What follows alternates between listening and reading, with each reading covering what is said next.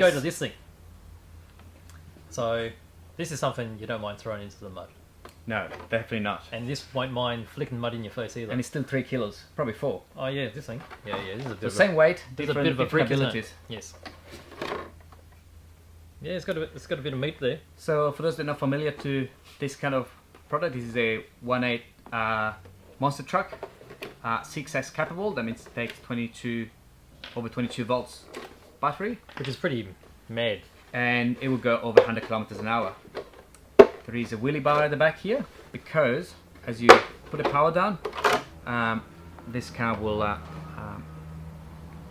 wheelie up like that. Let's put it. So as you put the power down, this will go just up like that. So there is a wheelie bar at the back here that prevents this from backflipping, even though it will still backflip most likely. I mean, these truggy type layouts are real fun because you can see the wheelbase is basically the same as the width. So it's like a square. It's a square, and really. They're just really agile, and because they're so short here, they just wheelie with no problem. So you get wheelie bars all the way up here beyond the wing. Yeah. So you can imagine that. It's going to be doing this.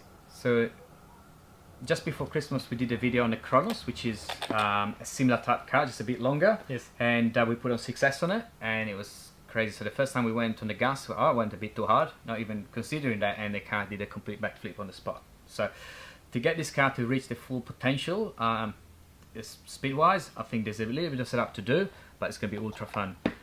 I suggest to run this on 4S for general use, because that will get you about 70-75 k's an hour, which is a very respectable speed, and it'll be way more manageable. Yeah, it's a bit more manageable on the Absolutely. trigger as well, right? So you can Still. squeeze it from time to time, and you don't have to worry about it flipping. It will probably still actually wheel it on 4S one of these.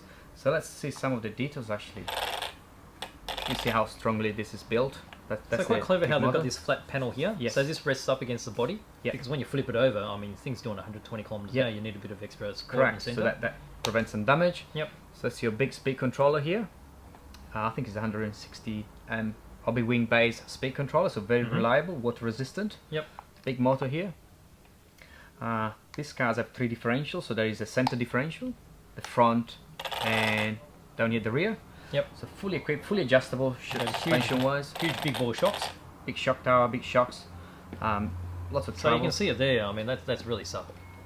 Just see the way it's come back. That's really nice. Absolutely. Because when you're doing massive jumps with this, you'll need it to handle the jumps, because otherwise it bottoms out and just flicks over. Exactly. So you can adjust the shocks. You can change different springs, different oil consistency.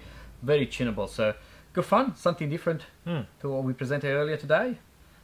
This would go 100 k's an hour. So this would be perfect to go with your Ferrari. Definitely. Just drive off to a little You keep up birdie Ferrari in spot. Flinders Street actually. That's it.